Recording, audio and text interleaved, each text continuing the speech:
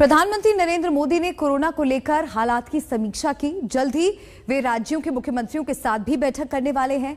Corona के 1,59,000 से ज्यादा मामले सामने आए हैं, तो वहीं 327 लोगों की जान जा चुकी है। कोरोना को देखते हुए कोविड नियमों के पालन में सख्ती बरती जा रही है। हालांकि लॉकडाउन के लिए राज्य सरकारें तैयार नहीं है।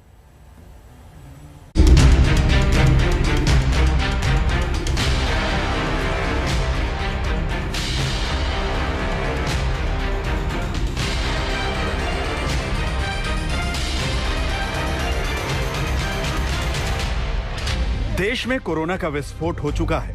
ये बात हमें व्यक्तिगत रूप से स्वीकार करनी चाहिए, क्योंकि हालात ये हैं कि प्रतिदिन कोरोना के आने वाले मामले 1.5 लाख का आंकड़ा पार कर चुके हैं। कोरोना के नए विस्फोट की गंभीरता समझते हुए प्रधानमंत्री की अध्यक्षता में एक समीक्षा बैठक भी हुई, जिसमें कई मुद्दों पर चर्चा हुई। जिस तेजी से कोरोना के मामले बढ़े हैं, हालात आने वाले समय में और ज्यादा खराब हो सकते हैं, क्योंकि यही स्थिति रही तो भारत, ब्रिटेन, अमेरिका और दुनिया भर के ऐसे मुल्कों की तरह बन जाएगा जहां हालात खराब हो रहे हैं। साउथ अफ्रीका का जब हमने प्रारंभ में आकलन किया था, जब भारत का डेटा हमारे पास उपलब्ध नहीं था, तो हम ये मान के चले थे कि जिस प्रकार साउथ अफ्रीका में हुआ वैसा ही भारत में होगा, और उसके अनुसार कुछ प्रोजेक्शन किए थे।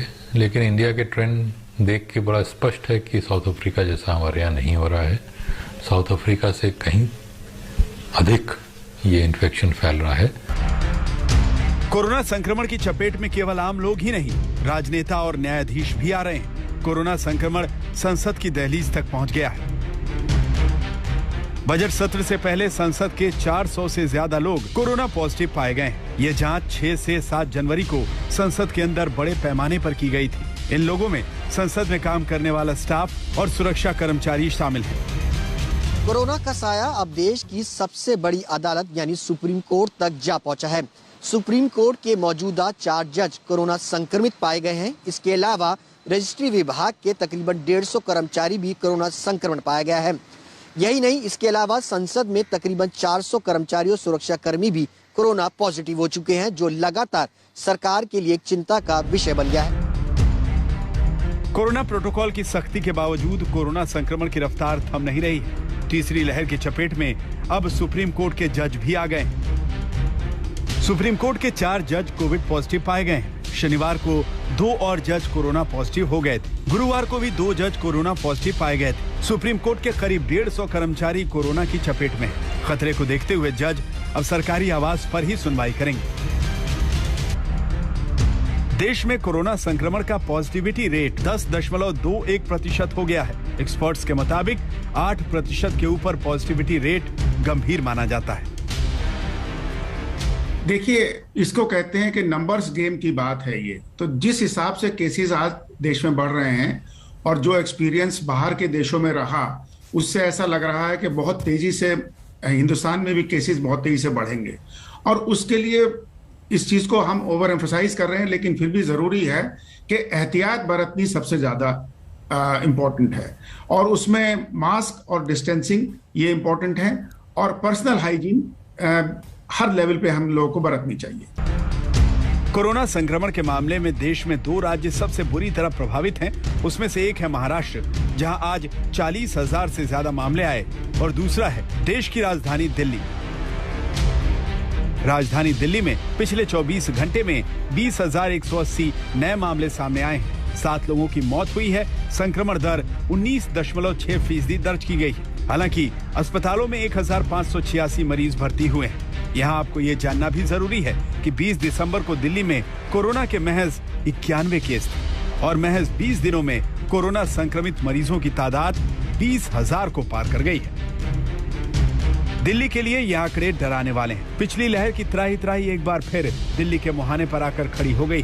हालांकि मुख्यमंत्री अरविंद केजरीवाल ऐसी किसी भी गंभीर स्थिति से इनकार करते हैं। कोरोना की इतनी बड़ी, इतनी खतरनाक लहर थी जो अप्रैल वाली थी, उसको हमने पार पा लिया, तो इस लहर को भी हम लोग पार पा लेंगे। चिंता करने की ज़रूरत नहीं है, लेकिन जिम्मेदारी के साथ काम करने की ज़रूरत है। और जिन जिन लोगों ने वैक्सीन नहीं लगवाया, प्लीज़ जाके वैक्सीन ज़रूर लगवा लीजिए।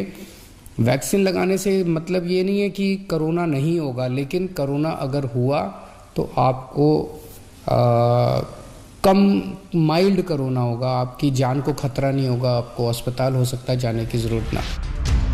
केजरीवाल वैसे तो लोगों को यकीन दिला रहे हैं कि दिल्ली की हालत दूसरी लहर के दौरान वाली नहीं होने जा रही, लेकिन दिल्ली को कोरोना के बुरे हालात से बचाने के लिए वीकेंड कर्फ्यू लगाया गया था। अरविंद केजरीवाल फिलहाल लॉकडाउन लगाने की बात से इनकार कर रहे हैं। कई लोग मेरे से प्रश्न पूछ रहे हैं लॉकडाउन लगेगा। हम लॉकडाउन नहीं लगाना चाहते, लॉकडाउन नहीं लगेगा अगर आप मास्क पहनोगे तो। मास्क पहन के घर से बाहर निकलो, मास्क पहन के चारों तरफ घूमो, अगर जरूरत ना पड़े तो घर से बाहर ना ही निकलो अभी थोड़े दिन, कोई जरूरी नहीं है। कोशिश हमारी है कि कम से कम रिस्ट्रिक्शंस हम लोग लगाएं। आपको याद होगा कि पिछले साल 20 अप्रैल को कोरोना जब अपने पीक की ओर बढ़ रहा था, जब दिल्ली में 28,295 केस आए थे, तब दिल्ली में संपूर्ण लॉकडाउन लगा दिया गया था। महाराष्ट्र की भी स्थिति खराब है। मुंबई के सीबीआई कार्यालय में 68 कोरोना पॉजिटिव मरीज मिले। मुंबई क्रिकेट एसोसिएशन के दफ्तर में भी कोरोना संक्रमित मिलने से हड़कंप है। महाराष्ट्र में मंत्रियों और विधायकों के अलावा कई सेलिब्रिटी और डॉक्टर भी कोरोना संक्रमण की चपेट में आ गए।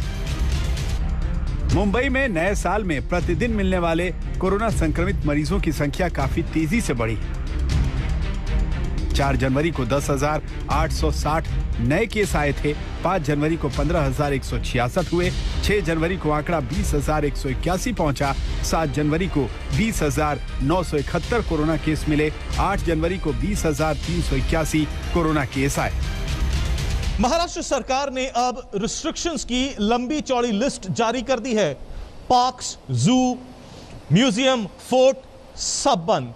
Gym, swimming pool, beauty salon, spa सब बंद। स्कूल्स, कॉलेजेस 15 फरवरी तक बंद। रेस्टोरेंट 50% कैपेसिटी पे चलेंगे। मॉल्स 50% कैपेसिटी पे चलेंगे। रात के 11 बजे से सुबह 5 बजे तक नाइट कर्फ्यू। सुबह के 5 बजे से रात के 11 बजे तक 5 से ज्यादा लोग मूवमेंट नहीं कर सकते हैं। ये और भी ज्यादा रिस्ट्रिक्शंस हैं जो महाराष्ट्र सरकार ने अब राज्य भर में लगा दी हैं। ये सिर्फ इसलिए क्योंकि मुंबई में और महाराष्ट्र में कोविड की स्थिति अब और ज्यादा बिगड़ती जा रही है। मुंबई में अब हर रोज 20,000 से ज्यादा कोविड के मामले सामने आ रहे हैं। 8 जनवरी को महाराष्ट्र में 41,434 केस आए। मुंबई कोरोना की पिछली 2 लहरों में सबसे ज्यादा खराब स्थिति से गुजर चुकी है। ऐसे में तीसरी लहर को लेकर भी लोगों में दहशत है।